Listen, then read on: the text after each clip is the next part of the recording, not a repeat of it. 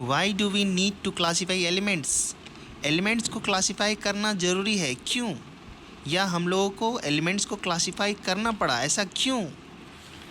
तो 1800 में केवल 31 एलिमेंट्स नोन थे और जो कि 1865 में बढ़ के 63 हो जाते हैं और प्रेजेंट में 114 एलिमेंट्स हम लोग को नोन हैं। उस 114 एलिमेंट्स में बहुत सारे एलिमेंट्स मैन मेड थे और लगातार एफर्ट्स जारी है न्यू एलिमेंट्स को सिंथेसाइज करने के लिए। तो अर्ली डेज में इंडिविजुअल एलिमेंट्स का फिजिकल एंड केमिकल प्रॉपर्टीज़ को पढ़ना स्टडी करना आसान था, क्योंकि उसकी संख्या यानी नंबर कम थे।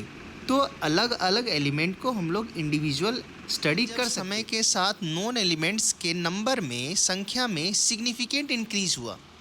जैसा कि हम लोगों ने देखा कि 1800 में 31 एलिमेंट्स नोन थे, 1865 में 63 हो गया और प्रेजेंट डे में 114 एलिमेंट्स हो गया।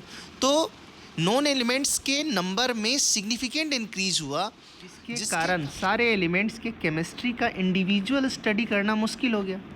भाई मुश्किल तो होना ही है, नंबर बढ़ गए, कहाँ 31 थे अब 114 हो गए।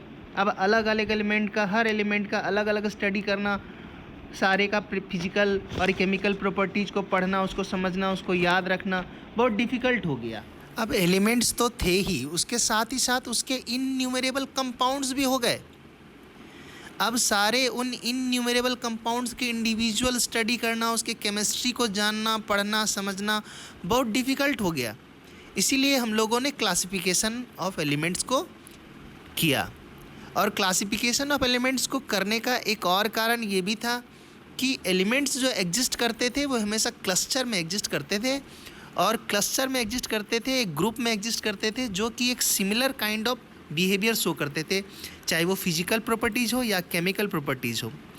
और जब ग्रुप में एग्जिस्ट करते थे, जब ऐसा ज्ञान हुआ तो उसको क्लासीफाई किया गया, एक ग्रुप में रखा गया, ताकि उसमें से एक एलिमेंट को स्टडी किया जाए और उसके एनालिसिस को, उसके कंक्लूज़न को बाकी सारे एलिमेंट्स में इम्प्लीमेंट कर दिया जाए।